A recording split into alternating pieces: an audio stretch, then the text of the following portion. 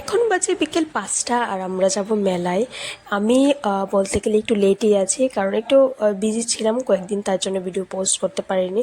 আর ওই দিন ছিল মেলার প্রথম দিন, আর আমি এখানে রেডি হয়ে আমি আমার ফ্রেন্ড মা বেরিয়ে গেলাম মেলার উদ্দেশ্যে। আগে না এই মেলাটা একদিন হতো, কিন্তু এখন ২-৩ বছর ধরে এই মেলা ৩ দিন হয়, তবু কিন্তু ভিড়ের কম নেই। দেখলাম প্রচণ্ড ভিড়। প্রথমে চলে গেলাম আমরা কাপের দোকানে। আমার এই সবুজ কালারের কাপগুলোটা ভীষণ পছন্দ হয়েছে, তার জন্য নিয়ে নিলাম 7টা কাপ। এখানে কাপ টাপ কেনার পর তারপরে কিছু জিনিস দেখে চলে গেলাম মাটির ঘটের দোকানে। আমার বান্ধবী এই মাটির ঘরটা নিল। ও একটা ঘট নেবে, মানে 4-5টা দোকান থেকে তারপর এই ঘরটা নিল। এনিওয়েজ তার মাঝেই খেয়ে নিলাম একটু আইসক্রিম। এই কোল্ড ড্রিঙ্কস আর আইসক্রিম খাওয়ার ফল ভুগছি, কারণ আমার শরীরটা ভীষণ খারাপ, এই ঠান্ডা লেগে গেছে আমার গলায়।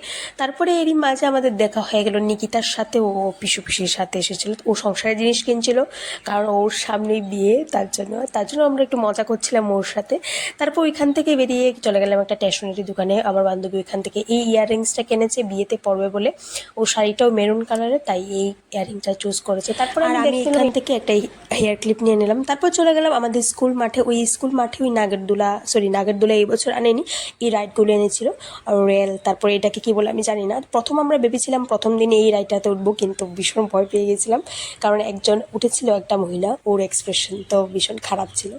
এই রেলগুলিতে না আমি দুর্গাপূজার টাইমে উঠেছিলাম, কিন্তু অতটা ভয় নেই। ছোটোরা নাগরদোলা এনেছিল, বড়রা নাগরদোলা আনিনি। তারপরে আমরা ওই দিন ওই নাগরদোলাতে আর এই রাইডটাতে উঠিনি। সেকেন্ড দিন যখন আমরা গিয়েছিলাম তখন এই রাইডটাতে উঠেছি। আমাদের তো সবার অবস্থা ভীষণ খারাপ।